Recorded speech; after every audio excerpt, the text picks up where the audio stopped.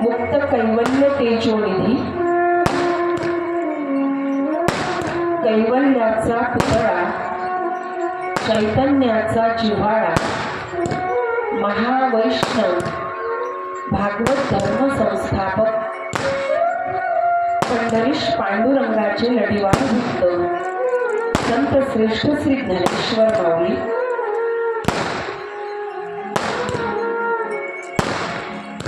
वैराग्यवास तत्त्वज्ञ वारकरी संप्रदायाचे ऊर्ध्वयू संत शिरोमणी विश्वभूषण श्रीमंत संत श्री तुकाराम महाराज,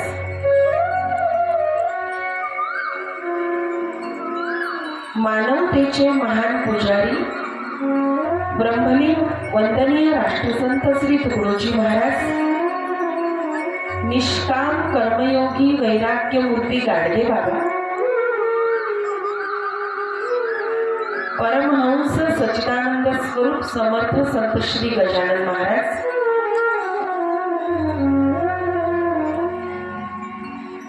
परम पूजनीय परम श्रद्धेय परम मंगलमय गुरु माऊली संत श्री अमरदास बाबा,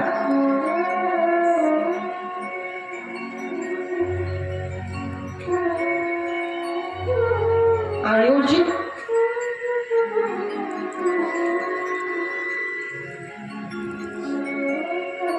श्रीमद भागवताचा हा दिव्य सोहळा जिच्या कृपेनं पार पडला ती महाराष्ट्राची कुलस्वामिनी,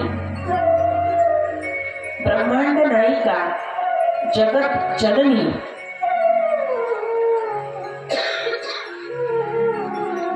सध्या जिचं नवरात्र अत्यंत थाटामाटात सगळीकडे साजरं होत आहे, आदि माया शक्ती मोक्षदायिनी प्राणेश्वरी राजराजेश्वरी परांबा श्री भवानी माता,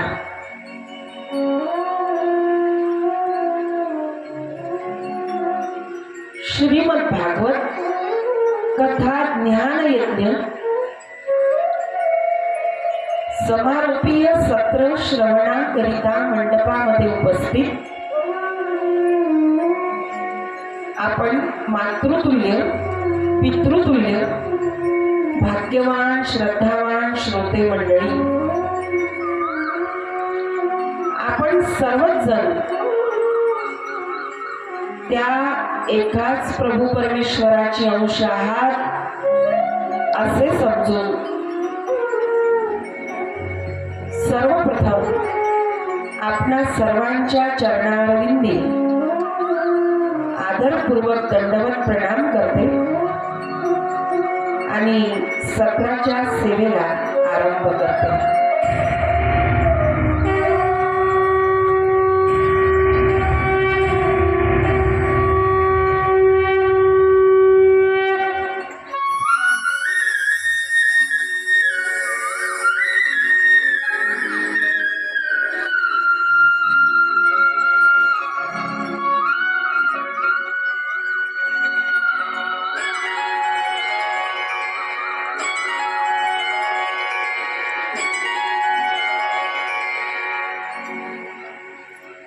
ज्यांचा वरद सर्वांनाच हवाहवासा वाटतो असे वरद विनायक प्रथम पूजनीय बुद्धीची देवता गौरीनंदन श्री गणपती बाप्पा, चित सार सिंधू तडिकवित विनंदित पितांबरधारी रास रासेश्वर रुक्मिणी प्राण संजीवन भगवान श्री कृष्ण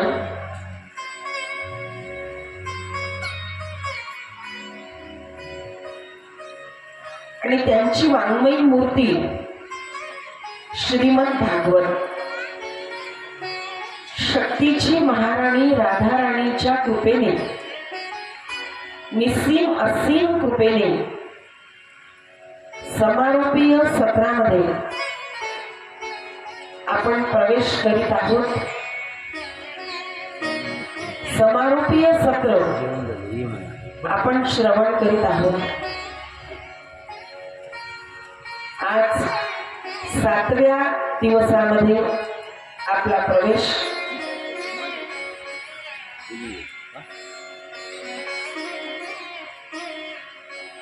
गेल्या 6 दिवसापासून आपण हे श्रीमद भागवत श्रवण करीत आहोत, ऐकत आहोत. आपलं मन एकाग्र झालं. भगवान श्रीकृष्णाचं चरित्र तसं पाहाल तर थोडक्यातच म्हणूया, कारण हरी कथा अनंत, हरी गुण अनंत असं म्हटलंय. संपूर्ण पृथ्वी एवढा कागद करा आणि अरबी समुद्रातल्या पाण्याची शाई करा, पण तरीही भगवंताचं चरित्र अमृत लिहिलं जाणार नाही. अनंत असणारा भगवान परमात्मा आणि अनंत असणारं त्याचं चरित्र अमृत. आवाज सेट नाही झाला. शास्त्र लीला पुरुषोत्तम परिपूर्ण अवतार असणाऱ्या भगवान श्रीकृष्णाचं चरित्र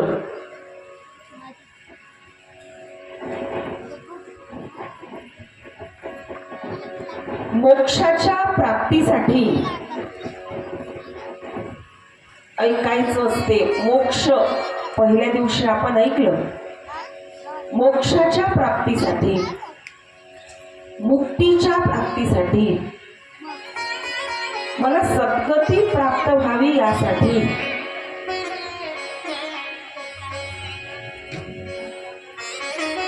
असं वाटतं बहुतेकदा की मोक्ष मरणानंतर मिळतो. मंडळी, श्वास संपले पण इच्छा जशीच्या तशीच आहे. श्वास संपले पण इच्छा शिल्लक आहे. त्याला मृत्यू म्हणायचं. श्वास आहेत पण इच्छा नाही, त्याला मोक्ष म्हणायचं. सोपं सांगत्या, सोपं. श्वास संपले पण इच्छा आहे, तो मृत्यू. आणि श्वास आहे पण इच्छा नाही, तो मोक्ष. आणि असा हा मोक्ष प्राप्त करण्यासाठी श्रीमद भागवत ऐकावं लागतं.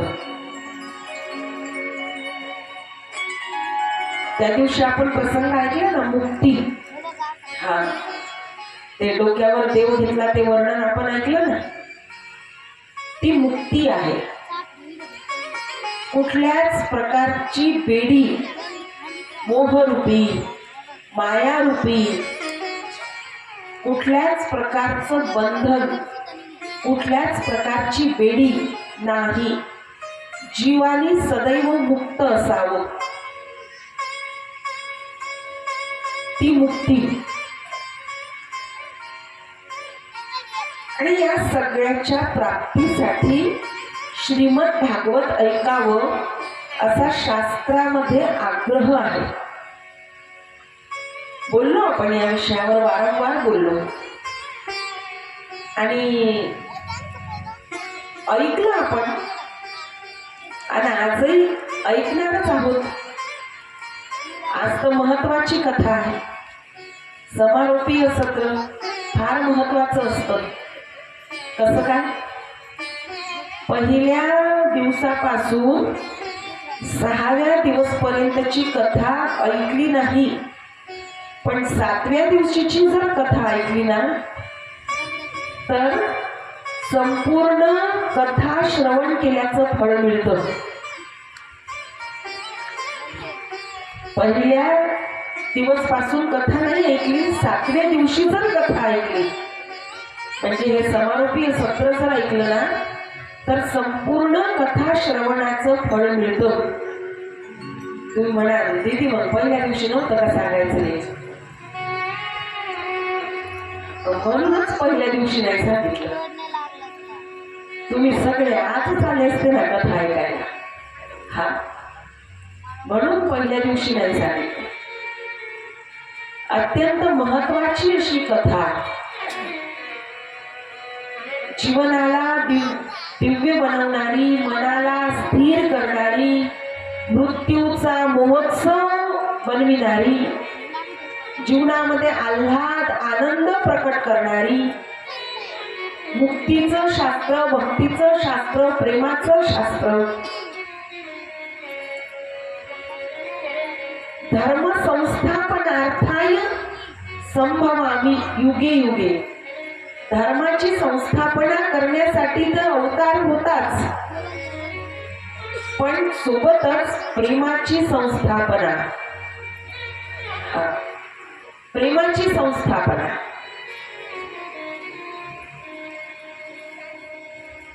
एक अवरित निष्काम निस्वार्थी, काल आपण वर्णन ऐकलं गोकुळातल्या गवळणींचं आणि भगवान श्रीकृष्णांचं एक अवरित प्रेमाचं नातं, सलोख्याचं नातं, निस्वार्थी नातं. काल आपण सगळं वर्णन ऐकलं. मंडळी, ह्या प्रेमाच्या संस्थापनेसाठी म्हणजे भगवान परमात्म्याबद्दलच्या प्रेमासाठी तरी निदान भागवत ऐकावं. सगळ्यांच्या विषयी आपल्या मनात प्रेम आहे की नाही? सगळ्यांच्या विषयी आपल्या मनात प्रेम आहे. एखादी अपघाताची बातमी टीव्हीवर म्हणा, पेपरमध्ये म्हणा, आपल्या फोनमध्ये म्हणा पाहिली, अपघातात जो मरण पावला तो आपला कुणीच नाही, पण तरी क्षणभर वाटते की नाही का हा दुर्दैवी प्रसंग त्याच्यावर ओढवायला नव्हता पाहिजे. एक क्षणभर मनात प्रेम तयार होतं की नाही, ज्याचा जीव गेला त्याच्याविषयी.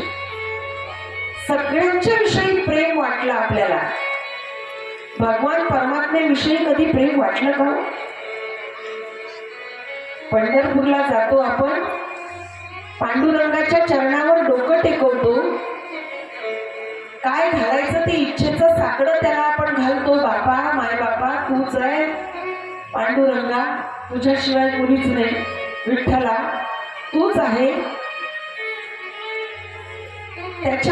त्याच्या चरणावर आपण डोकं टेकवतो, आपल्या इच्छेचं साकडं घालतो. आपण त्याला म्हणतो माझा कैवारी तूच आहे, मला तारणारा तूच आहे, सगळं तुझ्याच कृपेनं चाललंय. पण हे सगळं म्हणत असताना त्याच्याविषयी मनात कुठंतरी प्रेम तयार होतं का? मनात जर प्रेम तयार होत असेल तर सगळ्यात पहिला भाव त्याच्याकडे पाहिल्यावर हा येईल, युगे 28 विटेवरी उभा. पांडुरंगा तू युगांपासून उभा आहे रे, हा युगांपासून उभा आहे आमच्यासाठी, माझ्यासाठी, हा माझ्यावर कृपा करण्यासाठी, माझ्यासारख्या अशा कितीतरी भक्तांसाठी.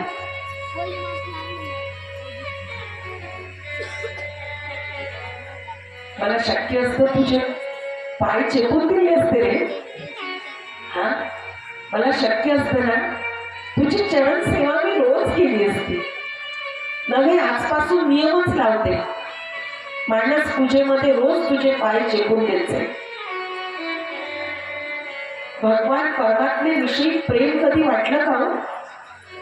भगवान परमात्म्याविषयी जर प्रेम वाटलं असतं तर कडाक्याच्या थंडीत, डिसेंबर, जानेवारी, फेब्रुवारीचा पहिला आठवडा, कडाक्याच्या थंडीत आपल्या आंघोळीला गरम पाणी, देवाच्या आंघोळीला निदान कोमट पाणी तर घेतलं असतं की नाही?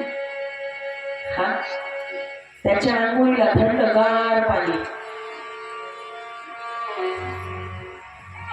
थंडी वाजली का आपल्या अंगावर 3-3, 4-4 रजया, हा 3-3, 4-4 ब्लँकेट. विचार आला कधी माझ्या देवघरात पांडुरंग आहे, त्याला वाजत असेल का थंडी? मनात विचार आला. नैवेद्य करतो ना आपण रोज देवाला, एखाद्या दिवशी भाजीत मीठ घातलं नाही, मग जेवायला बसलेले आपल्याला सांगतात भाजीत मीठ नाही बरं. आपण काय करतो, ती भाजी परत गॅसवर ठेवतो, परत त्याच्यात मीठ टाकतो, परत ती चमच्यानं काढवतो, थोडीशी होऊ देतो, मग पुन्हा त्यांना वाढतो. थांबा थांबा लगेच मीठ घालून आणते.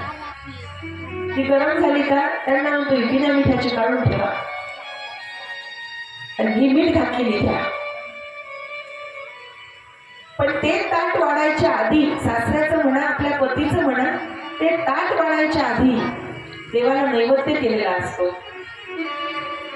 त्या देवाच्या नैवेद्याच्या ताटात थांब थांब कृष्णा, अरे बाबा आज बिना मिठाचीच भाजी खावी लागली, थांब थांब मीठ घातलेली भाजी आणते.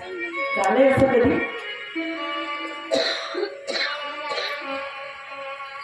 आपल्या मनात प्रेम नाही, हा, आणि आपण त्याला म्हणतो देव काही खातो काय, देव तर वासाचाच भुकेला. आपल्याला खाऊ घालायचं नसतं. मंडळी, अवरीत प्रेम भगवान परमात्म्याविषयीच, हा अवरीत प्रेम भगवान परमात्म्याविषयीच, आणि त्याच्या संस्थापनेसाठी भगवान श्री कृष्णाच्या अवताराची दुसरी बाजू, हा शब्द नीट ऐका. सगळी कर्तव्य पार पडली. मोहानं मायेनं ग्रासलेल्या अर्जुनाला गीता सांगितली सगळी कर्तव्य. हा, महाभारताच्या युद्धामध्ये पांडवांच्या सोबत राहून पांडवांची जीत निश्चित करून दिली, पांडवांना जिंकून दिलं. सगळं काही त्यांच्या पांडव भगवान श्री कृष्ण त्यांच्या सोबत होते. सगळी कर्तव्य पार पाडली, सगळी कर्तव्य.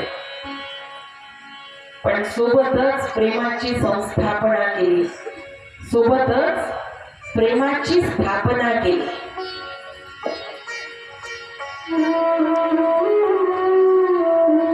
मंडळी,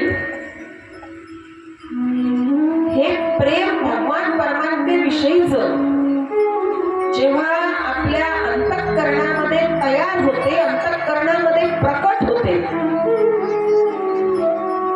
संतांच्या मनात भगवंताविषयी अवरीत प्रेम होतं, अवरीत प्रेम.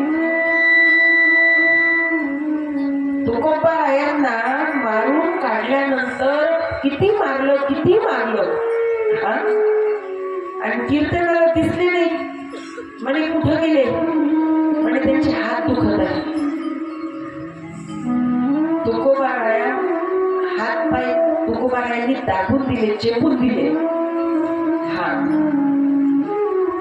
अवरीत प्रेम संतांच्या मनामध्ये होतं. ते प्रेम आपल्या मनात प्रकट झालं पाहिजे, त्यासाठी कथा ऐकायची. त्यासाठी भगवान परमात्म्याविषयी आपल्या मनात जेव्हा प्रेम तयार होईल ना, तेव्हाच आपण प्रेमाचा प्रचार आणि प्रसार करू की नाही. हा, भगवान परमात्म्याविषयीचं प्रेम आपल्या मनात तयार झालं पाहिजे, आपल्या अंतःकरणामध्ये प्रेम दाटलं पाहिजे, प्रेमाचा झरा, प्रेमाचा स्रोत तयार झाला पाहिजे. तेव्हाच आपण सगळ्यांसोबत प्रेमाने वागू की. आपल्या मनात जर द्वेष असला तर आपल्या बोलण्यातून, आपल्या वागणुकीतून तो द्वेष दिसेल. आपल्या मनात जर क्रोध असला तर आपल्या वागणुकीतून ती चिडचिड. आपल्या मनात जर तिरस्कार असला, म्हणून तर म्हटलंय की नाही, सर्व सिद्धीचे कारण मन करारे प्रसन्न. सगळ्यात पहिल्यांदा मनाचा म्हणे इलाज करा. आणि या मनाचा इलाज कुठं होतो सांगा?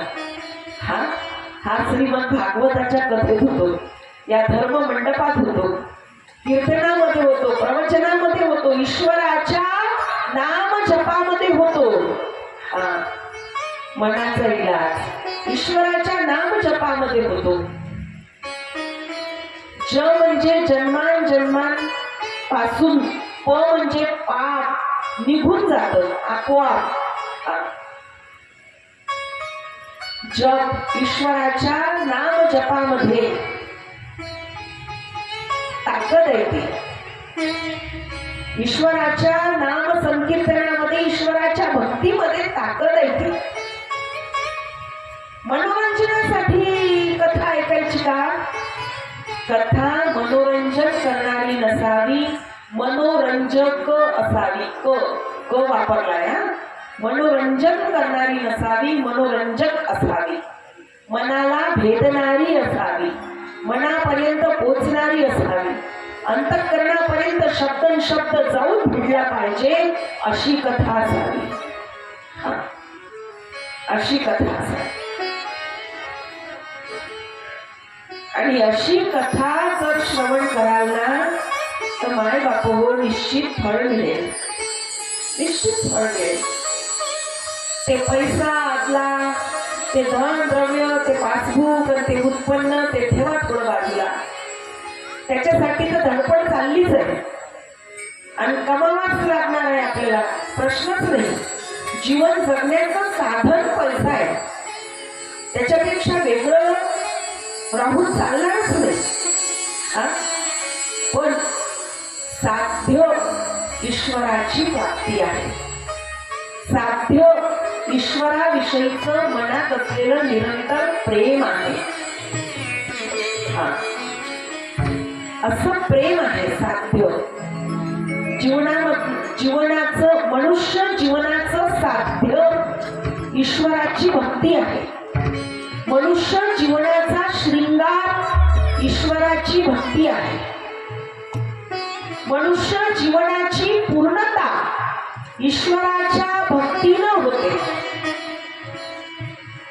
मनुष्य जीवन अपूर्ण आहे ईश्वराच्या भक्तीशिवाय.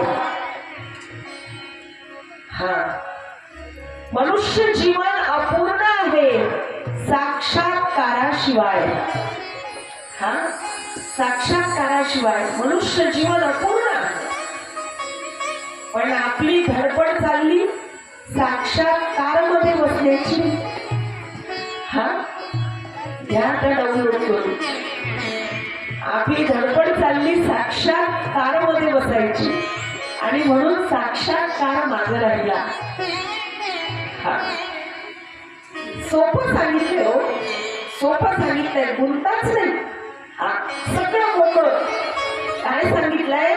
बसताना, झोपताना, जेवताना, मग चपात्या लागताना, भांडी घासताना, कपडे धुताना, चारचाकी गाडी चालवताना, मोटरसायकल चालवताना, विमान चालवताना, शेतात काम करताना, ऑफिसमध्ये टेबलावर बसलं असताना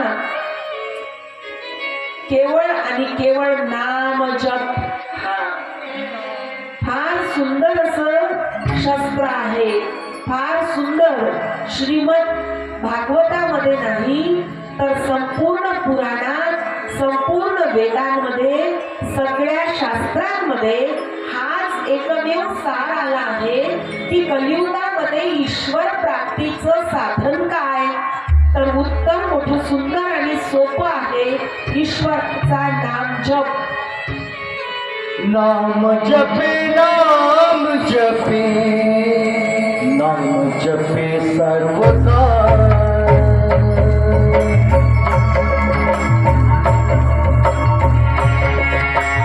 नाम जपे, नाम जपे, जपे सर्वदा.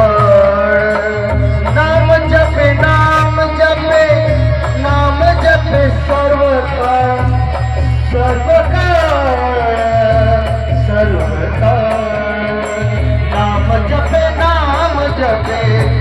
सर्व काळ नाम जपे नाम जपे नाम जपे सर्व काळ नाम जपे सर्व काळ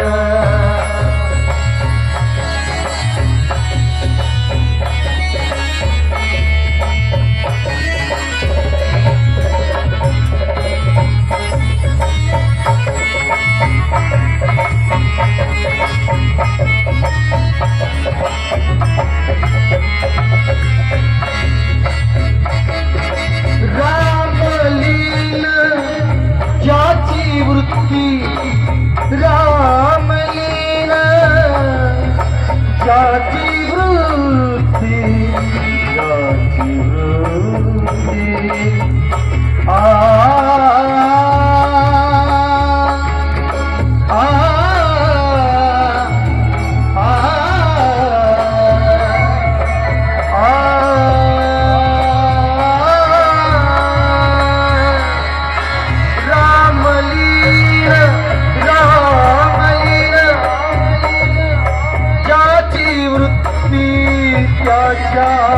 दासी चारी मुक्ती त्याच्या दासी चारी मुक्ती नाम जपे सर्व काळ नाम जपे सर्व काळ नाम जपे सर्व काळ नाम जपे सर्व काळ नाम जपे सर्व काळ नाम जपे सर्व काळ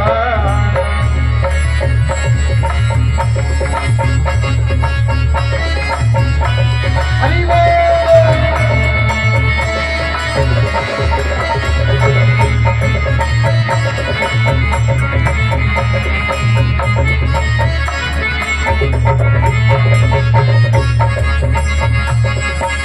राम नामी राम नामी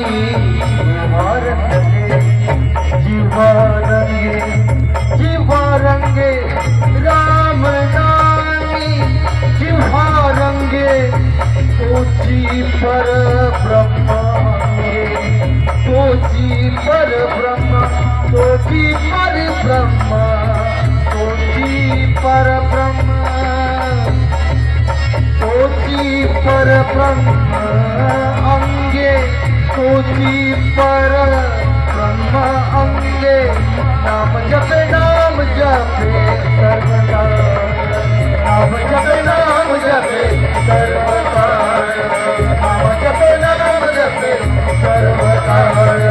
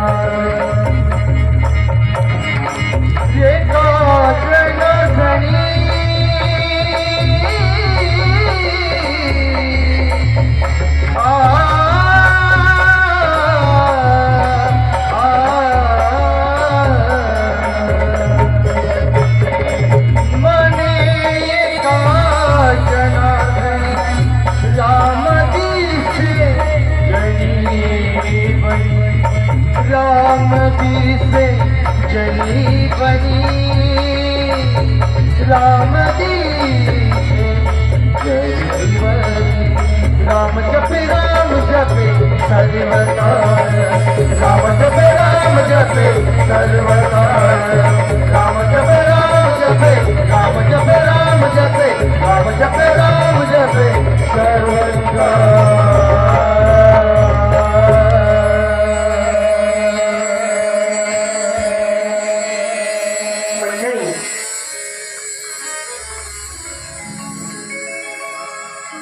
असंच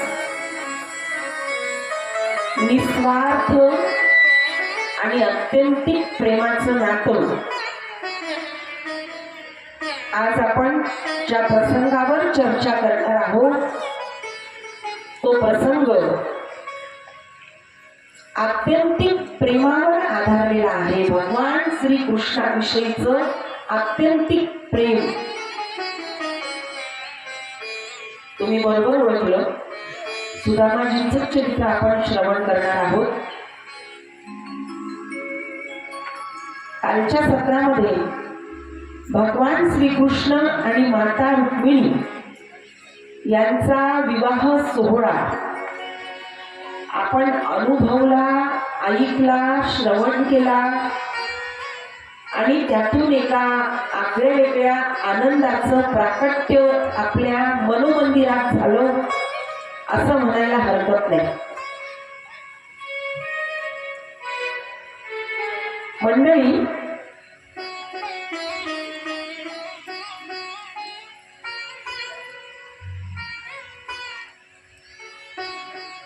भगवान श्रीकृष्णाचा विवाह आपण एकच प्रसंग ऐकला,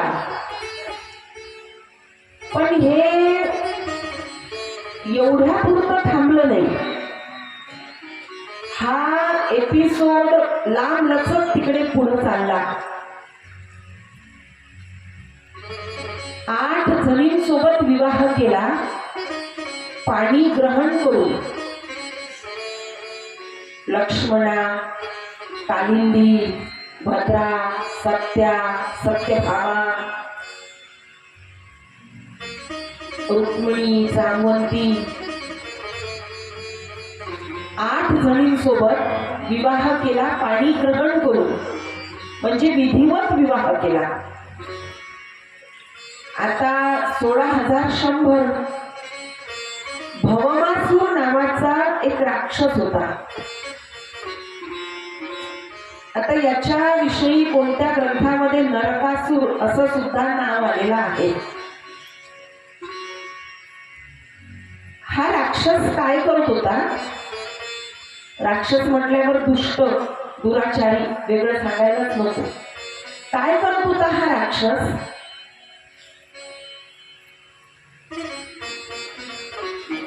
तरुण मुलगी दिसली का तिला कैद करून ठेवायचा, तिच्या हातापायात बेड्या, आणि तिला बंदिवासात टाकायचा. बंदिवासात. जेव्हा भगवान श्रीकृष्णाने याचा वध केला, भवमासूर, भस्मासूर नाही हा, भवमासूर याचा जेव्हा वध केला, त्याच्या कैदेत असलेल्या त्या सगळ्या तरुण युवतींना सोडवलं. त्यांच्या घरी त्यांना सुपूर्द केलं, पोचवून दिलं. आणि मग काही दिवसानंतर त्यांच्या परिवाराने, कुटुंबियांनी त्यांच्या विवाहाचा प्रस्ताव मांडला. लग्नाचा प्रस्ताव आपापसात. पण काय झालं? समाजाकडून यांची निंदा करण्यात आली. यांच्यासोबत कुणी विवाह करायला तयार होईना. म्हणजे तुम्ही भौमासुराच्या कैदीतून आले आहात आणि अशा अपवित्र मुलीबरोबर आम्ही लग्न करायचं? प्रत्येकीचा अनुभव तोच होता. कुणीच लग्न करायला तयार नाही. आई वडिलांना चिंता, यांचा विवाह झाला पाहिजे. एकटी मुलगी समाजात कशी राहील? माता पित्यांना चिंता, आमच्या कन्येचा विवाह झाला पाहिजे. समाजाच्या जाचाला, समाजाच्या तिरस्काराला या मुली सुद्धा कंटाळून गेल्या, या कन्या सुद्धा कंटाळून गेल्या. काय केलंस बाबा कृष्णा? याच्यापेक्षा तर भौमासुराची कैद बरी होती. तिथून सोडवलं, या जाचा कामाला आणून टाकलं. सगळ्यांनी एकमताने निर्णय घेतला, भौमासुराच्या कैदीतून आम्हाला तूच सोडवलं ना, भौमासुराच्या कैदीतून आम्हाला तूच सोडवलं ना, हा, तुझ्यामुळे आम्ही तिथून मुक्त झालो.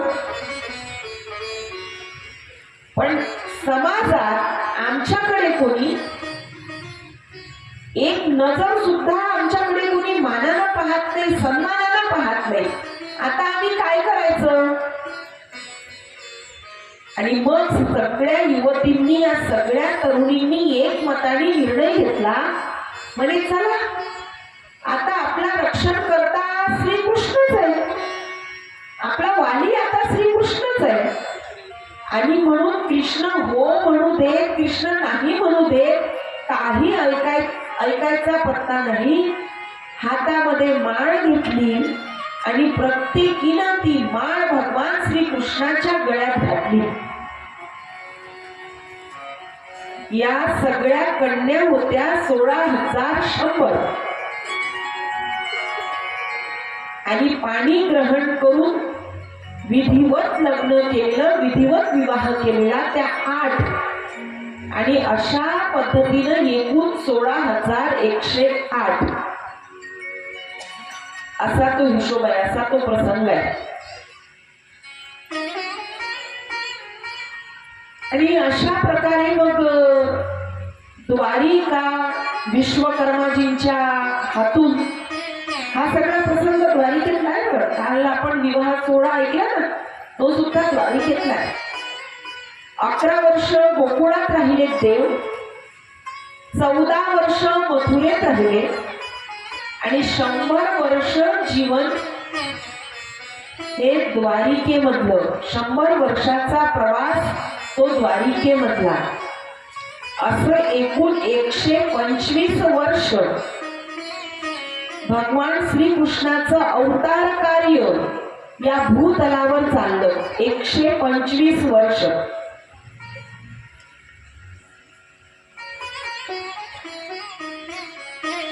माता रुक्मिणी, सगळ्या राण्या, सगळ्यांना प्रत्येकीला आपापला एक एक महल, सगळं. एक दिवस हा, म्हणूनच ही कथा जी आहे ना, हे जे चरित्र आहे ना, म्हणूनच शेवटच्या दिवशी सांगायचा नियम आहे. कृष्ण द्वैपायन वेद व्यास श्री व्यासजींनी विचार केला असावा कदाचित की आतापर्यंत आपण सगळ्यांनी कृष्णाला देव मानलं, कोणी इष्ट मानलं, कोणी उपास्य मानलं, म्हणजे उपास्य देवता, इष्ट देवता, कोणी आराध्य देवता आतापर्यंत. पण आता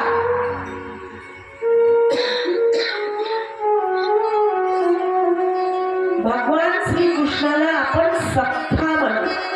सख्खा, सखा नाही ना, सखा नाही, सख्खा, डबल खो. सख्खा, जो सतत आणि सतत कृपा करायला तयार असतो, तो सख्खा. याच्यासाठी शेवटच्या दिवशी सांगायचा नियम आहे सुदामाजींचं चरित्र. हे चरित्र, हा प्रसंग. कारण काय की हे अवरित प्रेम जे सुदामाजींच्या मनात होतं भगवान श्रीकृष्णाविषयी, एक निश्चित, निस्वार्थी, निष्काम नातं भगवान श्रीकृष्णाविषयी सुदामाजींच्या मनात होतं. ते नातं आपल्या अंतरात प्रकट झालं पाहिजे. तो प्रेमाचा प्रादुर्भाव आपल्या मनात शिरला पाहिजे. त्याच्यासाठी हा शेवटचा उपाय.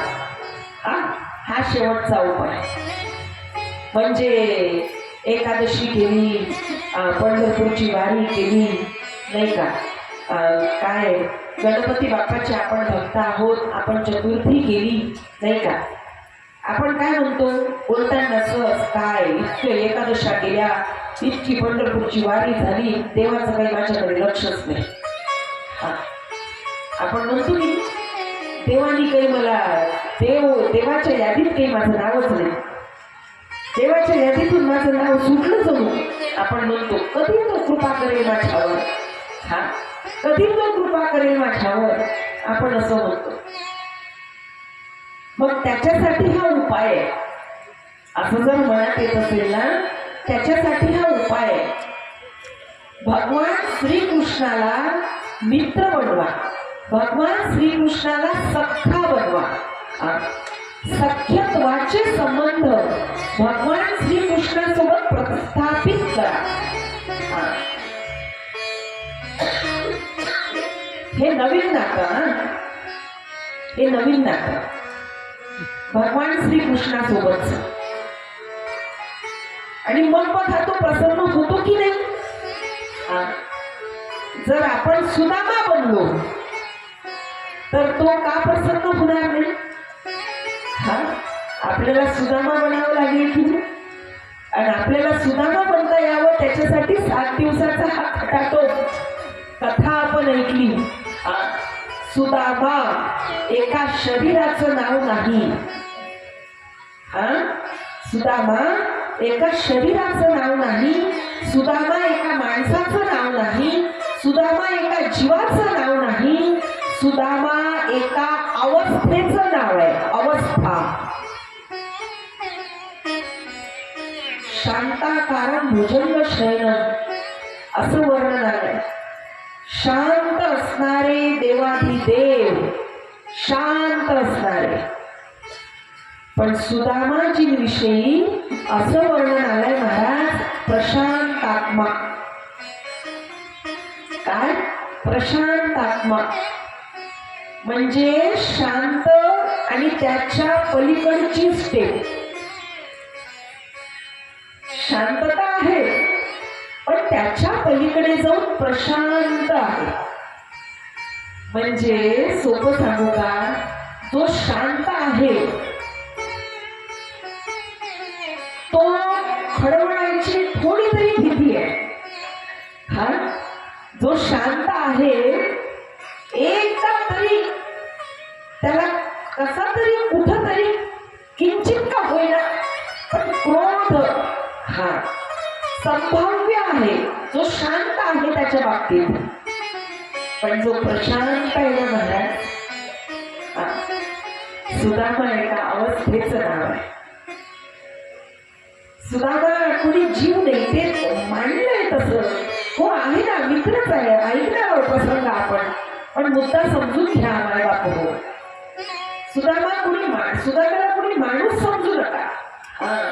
हे शिकायचं आजच्या प्रसंगातून. एक अवस्था आहे ती अवस्था. असं म्हटलं जातं, सुदामाची विषयी असं वर्णन केलं जातं, दरिद्री सुदामा. नाही बरं, असं वर्णन करू नये. गरीब सुदामा. गरीब, परिस्थितीनं गरीब, पण दरिद्र म्हणता येणार नाही. का हो? कारण गरीब आणि दरिद्र फरक आहे. गरीब म्हणजे परिस्थितीनं गरीब, धनाचा अभाव, पैशाची कमी. गरीब, धनाचा अभाव, पैशाची कमी, परिस्थितीनं कमी, तुटपुंजी अवस्था एक थोड्या वेळासाठी. पण दरिद्री म्हणजे सगळ्या गोष्टी आपल्या जवळ असतानाही कशातच जीव. काय सोपं करून सांगू का, अगदीच सोप्या भाषेत सांगायचं म्हणजे सगळ्या गोष्टी भरपूर असतानाही, सुंदर असं जीवन असतानाही तोंडावर बाराच वाजवणे, हे दरिद्रतेचं लक्षण आहे. ही दरिद्री आहे. ही दरिद्री. सगळं आहे, सगळं आहे. गाडी आहे, घर आहे, 4-2 चांगले भरभरीतले कपडे आहे, सुंदर महागडा मोबाईल आहे, 4-2 प्रतिष्ठावान लोकांच्या यादीत नाव घेतलं जात आहे. सगळं व्यवस्थित आहे, सगळं व्यवस्थित आहे. पण तरी उगाच मनात वाटावं, नाही मग तसं असतं तर बरं झालं असतं, नाही मग ते तेवढं असतं तर बरं झालं असतं, नाही मग ते तसं केलं असतं तर बरं झालं असतं. हे दरिद्रतेचं लक्षण. याला दरिद्री म्हणायचं. आणि पहा ना, आपला सगळ्यात जास्त काळ याच्यातच जातो.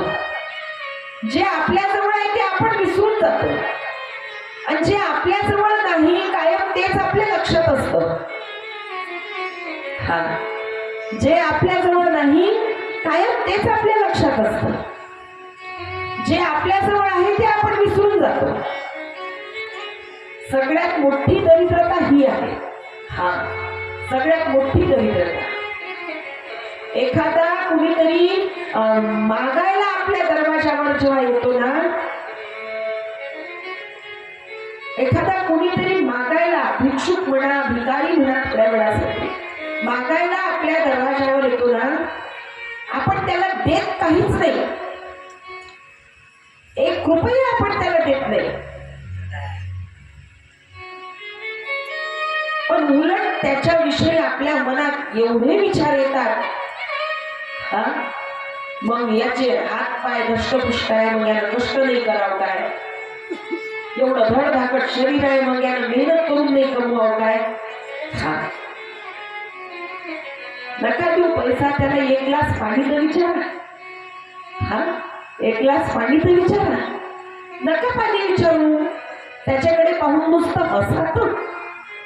हा, अहो मंडळी, हे सगळं काही आपल्याजवळ असताना कशाचाच उपभोग आपल्याला घेता न येणं, हे लक्षण दरिद्रतेचं आहे. आणि सुदामाची दरिद्री नव्हते, सुदामाची गरीब होते. अत्यंत सुंदर काय परिस्थिती. 2 वेळचं जेवण मिळत नव्हतं, अयाचित व्रत होतं.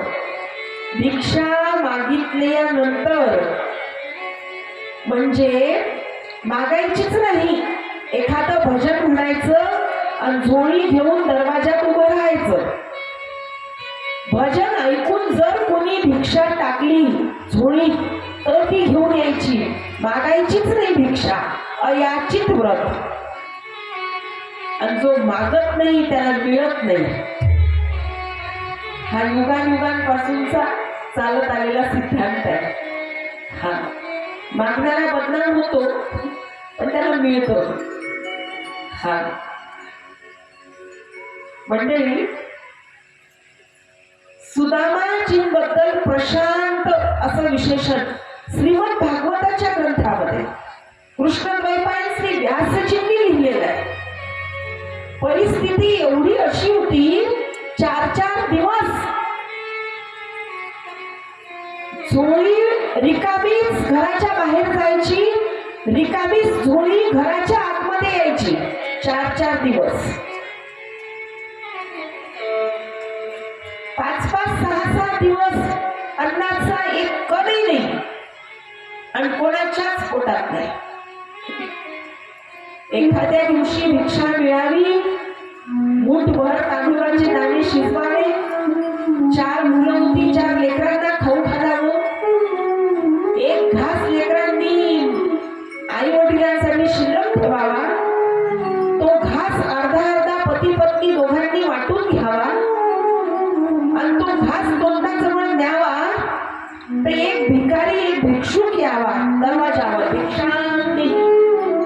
सुदामाजींनी धावावं, आपल्या पातळीवरला तो 4-2 तांदूळाची शीत असलेला घास त्याच्या हातावर ठेवावा आणि त्याला म्हणावं, घे बाबा खाऊन घे, माझ्या कृष्णाचा प्रसाद आहे. 4-2 तांदूळाचे शीत सुदामाजींच्या हातून त्या भिकाऱ्याच्या हातावर पडावे.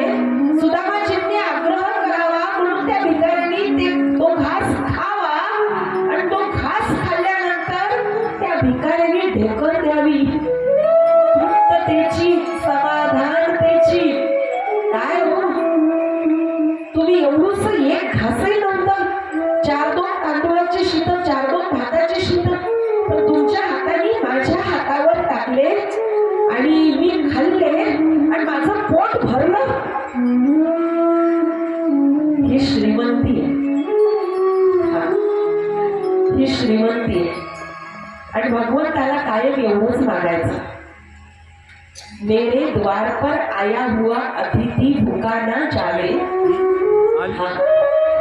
बस 2 वक्त की रोटी मिले, 2 वक्त की रोटी प्राप्त होवे, मैं और मेरा परिवार 2 समय 2 वक्त का हम खा सके, पा सके, और मेरे द्वार पर आया हुआ अतिथि भूखा न छाड़े. याच्या पुढचं पण मोठं सुंदर वाक्य आहे. मैं इतना देना भगवान मुझे, मैं अगर जमी पर बैठूं तो लोग मेरा बड़प्पन समझे, मेरी औकात नहीं. हा मोठं सुंदर वाक्य आहे. मंडळी, सुदामाजींची ही अवस्था, हा म्हणून म्हटलं सुदामा एका अवस्थेचं नाव आहे. माणसाचं नाही, शरीराचं नाव नाही, अवस्थेचं नाव आहे. हा शांत आणि त्याच्याही पलीकडची अवस्था प्रशांत. आता त्या सुशीला, ती सुदामाजींची पत्नी, आता तिच्या पात्रावर तो अर्धवट घास आहे. तिला वाटतं माझ्या पतीने 4 दिवसाचे उपवाशी आहे, माझ्या पतीने भिकाऱ्याला तो घास दिला. हा आता मी काय करू, याच्यातला अर्धा करू, जेमतेम 4 शितो. ती म्हणते याच्यातला अर्धा आपण दोघं खाऊ. हा आणि त्याच्यातला अर्धा करायला घेते ती, आणि गाईचा हंबरडा ऐकायला येतो. सुदामाजी सांगतात आपल्यापेक्षा याची गरज तिला आहे. सुशीला धावते, आपल्या तळ हातामध्ये ते 4-2 शिजलेले तांदळाचे शीत, जे त्या माठाचे उकळून त्यांनी काढलेले, दोघा पती पत्नींनी लेकराचं जेवण झाल्यानंतर, हा गाईचा हंबरडा ऐकल्यानंतर ते 4-2 अशी शीत जे भाताचे तिच्या पात्रावर असते, त्याची अर्धे करून दोघं पती पत्नी खाऊ असं जेव्हा ठरवतात, तेव्हा गाईचा हंबरडा ऐकायला येतो. आणि सुशीला धावते, आपल्या तळ हातावर ते तांदळाचे शीत, ते भाताचे शीत घेते आणि आपला हात गाईच्या मुखाजवळ आणते. घे ग बाई, घे, तू खाऊन घे, माझ्या कृष्णाचा प्रसाद आहे.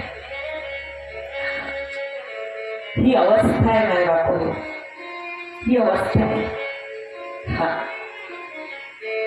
आणि देणं यालाच म्हणतात, देणं यालाच म्हणतात. माहित आहे का, आहे आपल्याजवळ सगळं, आणि सगळं असताना देण्याची प्रवृत्ती आहे, असलीच पाहिजे, प्रश्नच नाही. व्यासपीठावरून त्या महानुभावांचा सुद्धा सत्कारच आहे. पण जवळ काही नसतानाही मनात देण्याचा भाव असणे, ही खऱ्या अर्थानं श्रीमंती आहे, अंतःकरणाची श्रीमंती आहे. आणि ही श्रीमंती सुदामाजींजवळ होती, ही अवस्था सुदामाजींजवळ होती. आणि म्हणून प्रशांत आत्मा. हा एवढं एवढं कोण इतकं शांत असतं, कोण इतकं शांत असतं. हा 4 दिवसापासून उपवाशी, लेकरांच्या पोटात सुद्धा अन्नाचा कण नाही. हा पण तरी माळ सुरू आहे, कृष्ण कृष्ण कृष्ण कृष्ण कृष्ण, तरी माळ सुरू आहे. आपल्या आयुष्यात एखादा चढउतार येऊ द्या, एखादा चढउतार, आपण म्हणतो तेव्हा मला तुझं तोंड पाहायचं.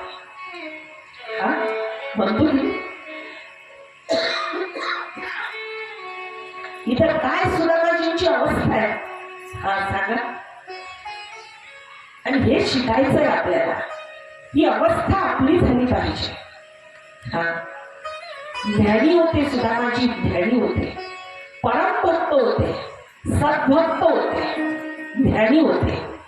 हा भक्तही होते आणि ज्ञानीही होते.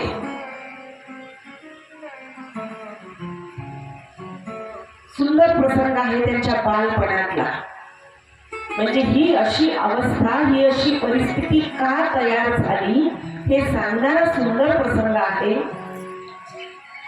क्षिप्रा नदीच्या काठावर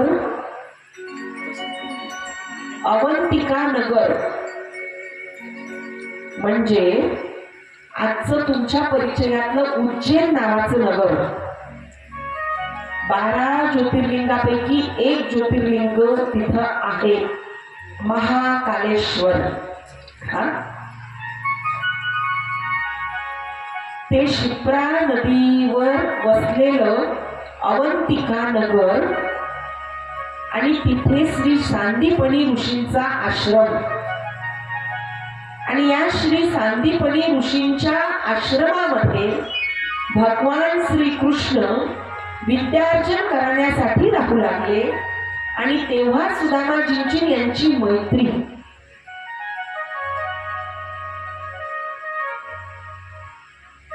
एकदा प्रसंग मोठा सुंदर आहे आणि खूप सुंदर शिकवण देणार आहे. एकदा भांडारगृहामधलं सरपण संपून गेलं, म्हणजे इंधन.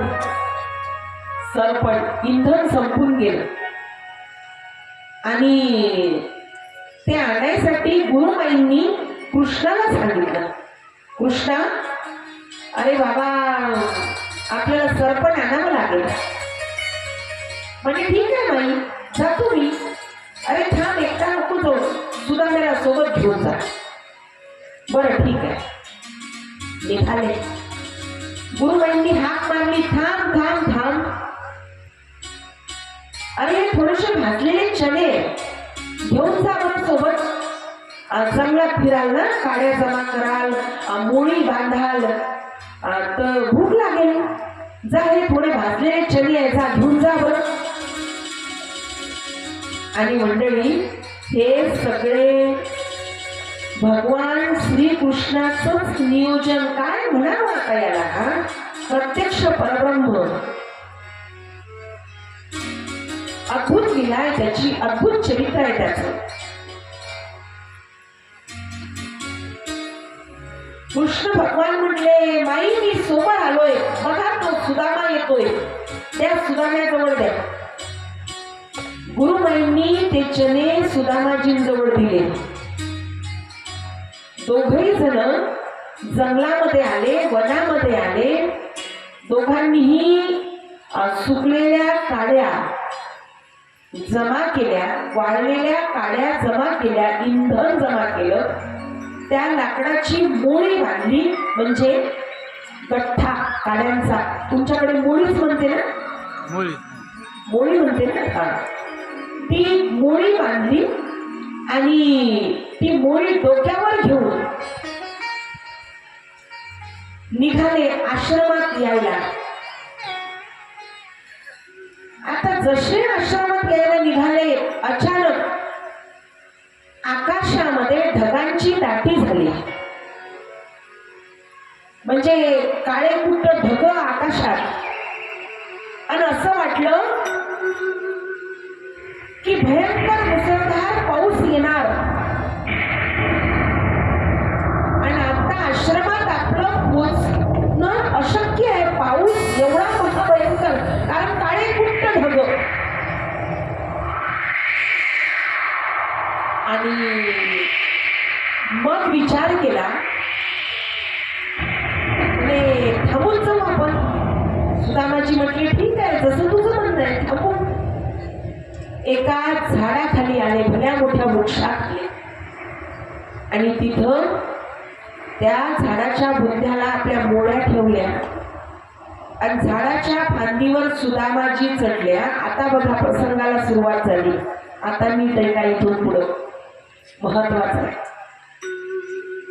झाडाच्या फांदीवर सुदामाजी चढायला लागले. झाडावर बसायचं ठरलं होतं ना, पाऊस बंद होईस्तोवर. आणि मग कृष्ण म्हटले, थांब थांब थांब सुदामा, खाली ये, खाली ये. का रे, तूच सांगितलं ना झाडावर जाऊन बसू. अरे हो बाबा, पण तू खाली ये पहिले. त्याला खाली बोलवलं. आणि मग कृष्ण चढले सगळ्यात वरच्या फांदीवर. आणि मग सुदाम्याला सांगितलं, हा ये सुदामा, ये आता, तू ये. भगवान परमात्म्याची जागा ही सगळ्यात वरच्या फांदीवरची.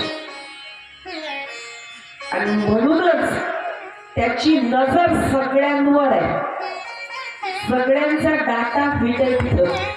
हा, सगळ्यांचा डाटा फिट. हा, आणि तो असा आहे महाराज, ती मेमरी कधीच डिलीट होत नाही.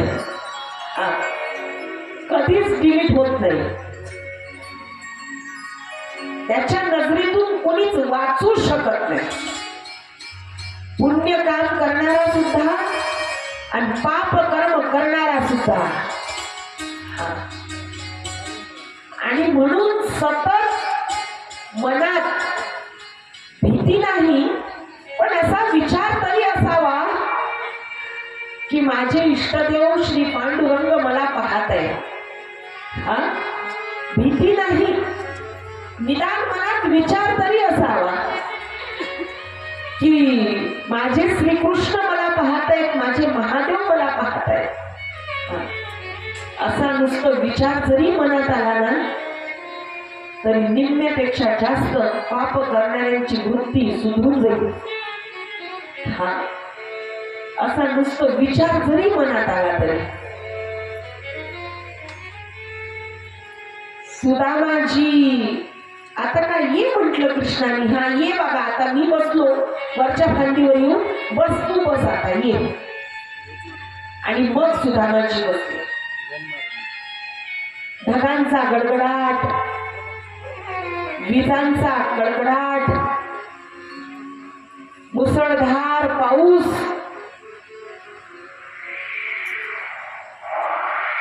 आणि अशा भगवान श्री कृष्णाने आपल्या कमरेचा पावा काढला, म्हणजे बासरी काढली आणि बासरी वादनाला सुरुवात केली. बन्सरी वादनाला प्रारंभ केला.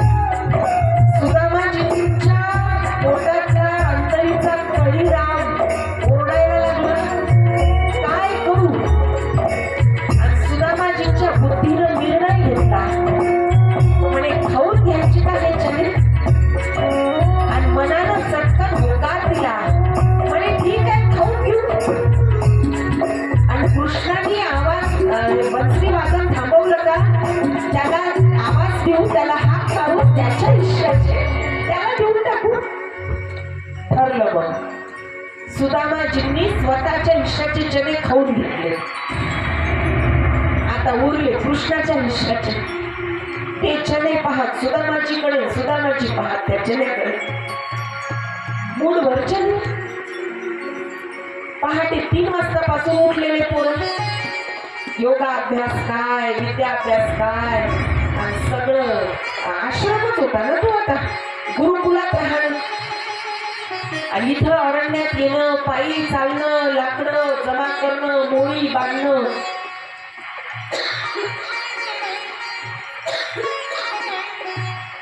मुठभर चण्यानं भूक जाईल का? हा, मुठभर चण्यानं भूक जाईल?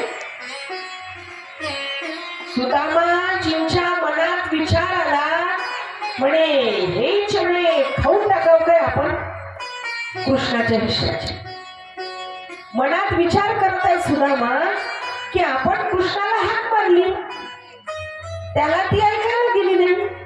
मग आता याच्यात आपला दोष आहे का? याच्यात म्हणे माझा दोष आहे का? मी हाक मारली की नाही, त्याला ऐकायला गेली नाही, मग आता याच्यात माझा काहीच दोष नाही. आणि उलट कृष्णाला जर कळलं की मी त्याच्यासाठी उपाशी पोटी इथं बसलोय, त्याची वाट पाहत, तर तो मला पहिल्यांदा हेच म्हणेल, बाबा तू खाऊन टाकायला पाहिजे होते. देव म्हणेल तेव्हा म्हणेल, पण तो काय म्हणेल हे आपण गृहीत धरतो. हा, तो म्हणेल तेव्हा म्हणेल, पण नेमकं तो काय म्हणेल म्हणजे ईश्वर काय म्हणेल हे सुद्धा आपण गृहीत धरतो. म्हणजे ईश्वराला गृहीत धरून चालतो आपण. हा, सुदामाजींनी विचार केला, काय करायचं, खायचं का? श्रीकृष्णाला हाक मारली, त्याला ऐकायला गेली नाही, मग काय करू, खाऊन घेऊ काय? प्रत्येकाजवळ 2 मन असते, एक प्रकट एक अप्रकट. एक म्हणते जा कथेला, एक म्हणते नको जाऊ कथेला. हा, प्रत्येकाकडे 2 मन असतात. सुदामाजींचं एक मन, सुदामाजींचं दुसरं मन, 2-3 मन द्वंद्व सुरू आहे.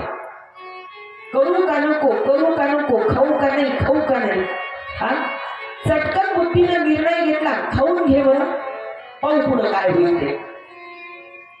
आता कृष्णाच्या इष्टाचे सगळे खाल्ले, 2 घास शिल्लक उरले. तेव्हा मनात विचार आला, कृष्णानं जर विचारलं काय सांगशील? एक मन विचारत आहे, कृष्णानं जर विचारलं काय सांगशील? तेव्हा दुसरं मन सांगत आहे, सांगून द्यायचं. झाडावर चढता चढता खाली सांडले सगळे चणे म्हणून. आणि ठरवलं, बस एक घास शिल्लक राहिला त्या पुरचुंडीमध्ये. तोही घास कसा बसा तोंडात टाकला. झाडावरच बसलेले आहेत 2 जण अजूनही.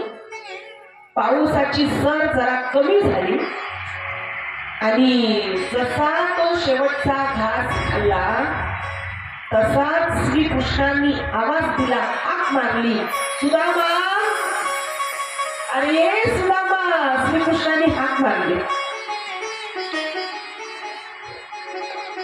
कशी गंमत आहे. खालच्या फांदीवर बसलेले सुदामा, वरच्या फांदीवर बसलेले श्रीकृष्ण. हा, आता वरच्या खाली जो बसलाय त्याची नजर वर जाणार नाही, पण जो वर बसलाय त्याची नजर खाली सहज जाऊ शकेल, है की सहज. हा, आता या सगळ्या 15-20 मिनिटात, या सगळ्या घडीभऱ्यात श्रीकृष्णांनी एकदाही सुदामाजीकडे पाहिलं नसेल काय? पण मंडळी, अपेक्षा ही होती, माझा भक्त मला काय सांगतो, खरं का खोटं? हा, माझा भक्त मला काय सांगतो. हा, अपेक्षा ही होती. सगळे चणे खाऊ दिले. म्हटलं ना, त्याचा खेळ अद्भुत आहे, त्याचं चरित्र अद्भुत आहे, त्याची लीला अद्भुत आहे. सगळे चणे खाऊ दिले आणि मग हाक मारली, सुदामा. अरे अरे सुदामा, अरे बाबा, मला तुझी काळजी वाटत आहे रे सुदामा, तुझी काळजी वाटत आहे मला. सुदामा आपला कसा बसा घास तोंडातून चावून कसं गिळू, कसं बोलू, काय करू. सुदामाची मी नुसतंच इशाऱ्याने असं केलं. का काळजी वाटत आहे म्हणजे काय, असं नुसतंच इशारा डोळ्याने खुलवलं. सुदामाची तोंडात चण्याचा घास होता. म्हणे तुला भूक लागली असेल नाही का, पण मला माहित आहे माझ्याशिवाय तू एक घासही खाणार नाही. घ्या आता. हा, कशी गंमत आहे ना. तुला भूक लागली असेल मला माहित आहे, तुला भूक सहन होत नाही मला माहित आहे, पण माझ्याशिवाय तू एक घासही खाणार नाही हेही मला माहित आहे. पण माझं म्हणणं असं होतं सुदामा, अरे भूक लागली मग वाट कशाला पाहायची, घ्यायची की खाऊन चणे.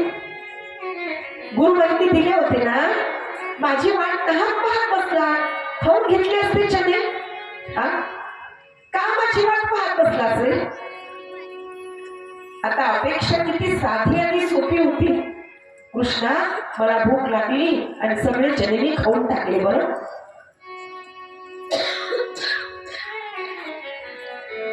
अपेक्षा किती साधी आणि सोपी होती. पण माणूस हा जीव विनाकारण स्वतःच्या भोवताल गुंता वाढवतो. विनाकारण आणि स्वतःच्या स्वार्थपूर्तीसाठी विनाकारण गुंता वाढवला का मग हा माणूस एक दिवस त्याच्यातच फसून जातो. आणि तो एवढा फसतो मग ते त्यांचं डिप्रेशन काय, त्यांचं टेन्शन काय, त्यांचं ते आत्महत्या काय. तो एवढा फसतो. स्वतःच्या गरजा पूर्ण करण्यासाठी, स्वतःचा स्वार्थ पूर्ण करण्यासाठी निवडलेला मार्ग चुकीचा आहे की बरोबर आहे हे सुद्धा आपण पाहत नाही. आणि त्याच्यामुळं दुष्परिणाम भोगावे लागतात. दुष्परिणाम केवढं सोपं आहे. कृष्णा मला भूक लागली होती बाबा, मी खाऊन घेतले. आणि हीच अपेक्षा होती की मी कृष्णाला. हा,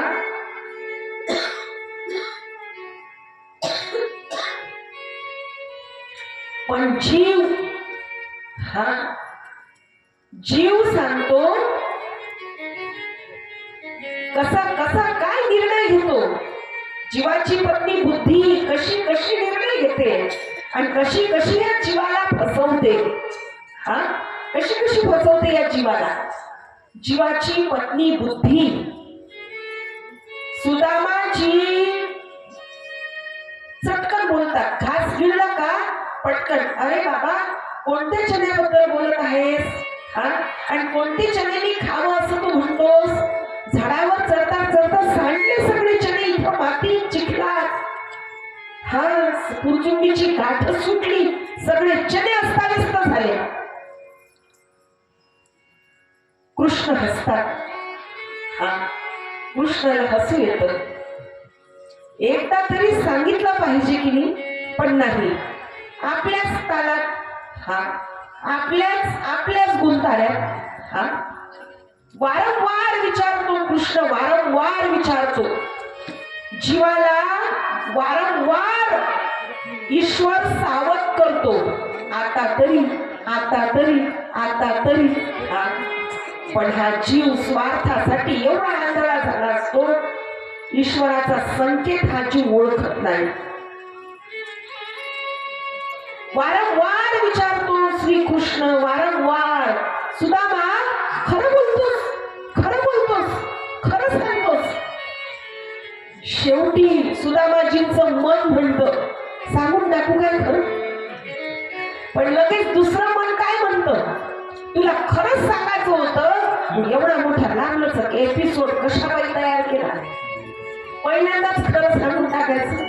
एकदा बोललेलं खोटं लपवण्यासाठी मग नाईलाजानं वारंवार खोटं बोलावं लागतं. काय करणार. मनाने निर्णय घेतला आणि सुदामाजी कसा जीव आहे, बोलतो खोटा, पण आव असा सगळ्या जगातला खरा मी एकटाच. हा, वागायचं असतं खोट, पण आव असा सगळ्या जगातला खरा मी एकटाच.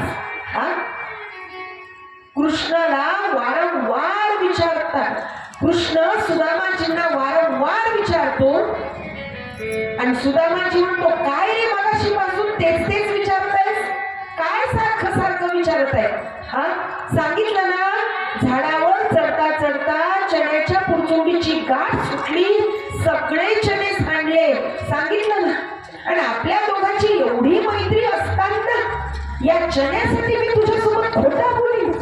बघा आता, हा, आपल्या दोघांची एवढी मैत्री असताना या चण्यासाठी खोटा बोलीन काय मी तुझ्यासोबत.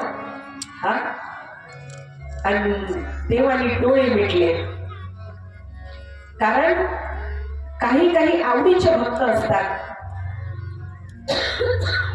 त्यांचं दुःख देवाकडून पाहवलं जात नाही. डोळे मिटले आणि एकाच शब्दाचा 3 वेळा उच्चार केला, श्री शयः, श्री शयः, श्री शयः. श्री म्हणजे लक्ष्मी, क्षय म्हणजे नाश, लक्ष्मीचा नाश. बोला आता, अख्ख्या आयुष्यात संपूर्ण जीवनात सुदामाजी कृष्णासोबत 1 वेळा खोटं बोलले आणि 1 वेळा खोटं बोलल्यानंतर फक्त 1 वेळा आणि श्रीकृष्णाने श्रीशयः या शब्दाचा 3 वेळा उच्चार केला. आता या तुलनेत आपली वागणूक आठवा. हा, आपण किती वेळा खोटं बोलतो आणि मग आपल्यासाठी आपले आराध्य पांडुरंग काय उच्चारण करत असतील, आपले इष्टदेव श्री गणपती बाप्पा काय उच्चारण करत असतील. हा, त्याचा परिणाम असा झाला की सुदामाजींना 18-20 दारिद्र्य सहन करावं लागलं. 18-20 गरिबी सहन करावी लागली. त्या दिवशी बोललो 18-20 या शब्दाचा अर्थ. रोज जायचे रिकामी झोळी, घरी परत यायची, 5-5 दिवसाचा उपवास. पण एवढे असताना घरातला सत्संगाचा नियम कधी खंडित झाला नाही. एक दरी टाकावी, ती सुद्धा फाटलेली, त्याच्या सुद्धा चिंध्या झालेल्या. दरी कळते ना, सतरंजी काय म्हणतो तुम्ही. हा, बसायचं असं, ती दरी टाकायची, त्याच्या सुद्धा चिंध्या झालेल्या, ती सुद्धा फाटलेली.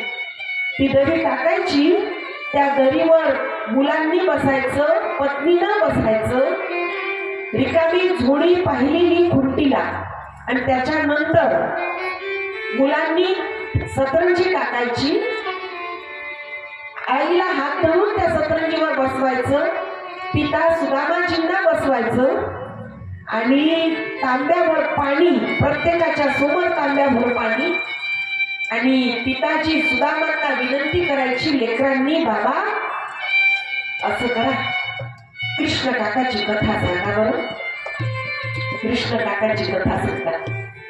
कारण सुदामाजी आपल्या बालवयामध्ये गुरुकुलात जे जे किस्से भगवान श्रीकृष्णासोबत अनुभवले, ते सगळे किस्से आपल्या लेकरांना, पत्नीला सांगायचे. हा त्यांच्या घरच्या सत्संगाचा नियम. मग झोळीत भिक्षा मिळाली तरी आणि झोळीत भिक्षा मिळाली नाही तरी चेहऱ्यावरचा भाव एक किंचितही बदलणार नाही. पतीच्याही नाही, पत्नीच्याही नाही आणि लेकरांच्याही नाही. प्रत्येकाच्या समोर तांब्या भरून ठेवलेला आणि लेकरांनी विनंती करायची, बाबा कृष्ण काकाची कथा सांगा बरं. का रे बाबा, कृष्ण काकाची कथा सांगितली ना, आमचं पोट भरून जात.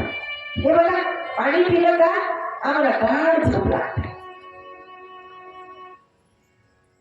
आणि मंडळी रोज असा सत्संग चालायचा, तास. एक दिवस सुशीला, सुदामाजींची पत्नी, ती त्यांना विचारते, ती त्यांना सांगते, ती त्यांना विनंती करते. सुदामाजींना रोज सांगता ना तुम्ही, तो कृष्ण तुमचा मित्र आहे, रोज सांगता की नाही? मग आता तेच कृष्ण द्वारकेचे राजा आहेत. मग असं करा ना, 4-2 दिवसासाठी जाऊन या ना. माझी इच्छा आहे तुम्ही 4-2 दिवसासाठी द्वारकेत तुमचे मित्र, बालपणीचे सखा सुदामाजींना भेटायला जावं. माझी इच्छा आहे. सुशीला माता म्हणते. ताण करून ठेवले राहिले का ग? ही गरिबी तुला सहन होत नाही का? भीक मागायला पाठवते का मला? एवढ्या ऐश्वर्य संपन्न द्वारकेचा राजा श्रीकृष्ण माझा मित्र आहे आणि हे सगळे भाग्य वस्त्र घालून जायचे, त्याच्याकडे भीक मागायला जाऊ का? तुला माहित आहे ना माझं काय व्रत आहे? अर्धवट झोपी गेलेले पोरं उठून बसले. अर्धवट झोपी गेलेले पोरं उठून बसले. बाबा, आई म्हणते ते खरं आहे ना? जा ना बाबा, जा द्वारिकेला जा, कृष्ण काकाच्या भेटीला जा, नका मागू काही. हा, पण एक सांगू का? बऱ्याच दिवसापासून आम्ही गोड खाल्लं नाही. आमच्यासाठी तेवढा गोड खाऊ मागून आला. बाबा, आजूबाजूच्या घरात सणावाराचं जेव्हा गोड शिजलेलं पाहतो की नाही, गोडा थोडासा सुवास येतो ना, आम्हाला वाटतं बाबा गोड खावं, मिष्टान्न खावे. पण बाबा तुमचं व्रत आहे, आम्ही नाही मागू शकत. तुमचं व्रत आम्ही नाही कलंकित करू शकत. पण आता आम्ही तुम्हाला सांगतो, कृष्ण काकाकडे जा बाबा, आमचा दंडवत प्रणाम सांगा कृष्ण काकांना आणि आमच्यासाठी गोड गोड खाऊ मागून आणावं. जा बाबा जा, नाही म्हणू नका. लेकरांना कसं काय नाही म्हणायचं? म्हणजे ठीक आहे, ठरलं. ठरलं नाही, उद्याच्या उद्यात जा म्हणे. ठीक आहे. सुशीला आणि सुदामाजी चर्चा करत बसले. पोरं झोपी गेले. 4-2 माठं हुडकली तिनं, जी सदैव रिकामीच असायची. त्याच्यात मुठभर तांदूळ सापडले.